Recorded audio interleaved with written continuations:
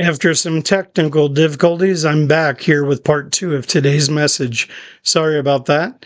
In any case, what Paul's telling them is not just to take them back on a trip through memory lane, but think about when I was among you, how serious I was and how serious my condition was because I was sick. But you still received the message. You still saw that I was God's sent messenger and that I was coming with the gospel of the Lord Jesus Christ.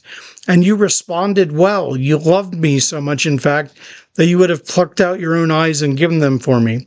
So they wanted to do whatever could happen for Paul to benefit him and to help him to continue to minister to them and others at that time as much as possible. And he's calling them to remember that, to go back to past associations. And it's helpful to do because, even as parents, sometimes we can have children that become wayward. And one thing, as someone I know recently said to one of their wayward adult children, think about how you were raised. Think about the love that we've lavished on you through your life.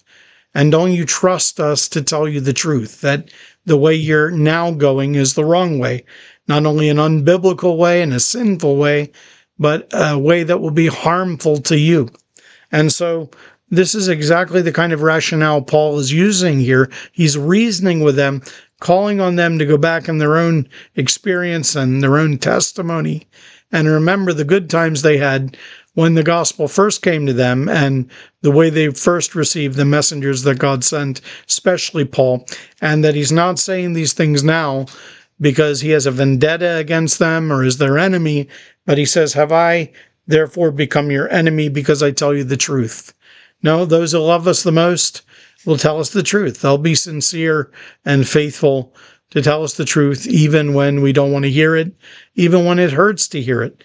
But, we need that kind of medicine that'll come sometimes that has a bitter taste and yet it brings us the healing. Or it might be an injection that hurts, or the medicine may burn going into the vein, but it affects the cure, and that's the bottom line.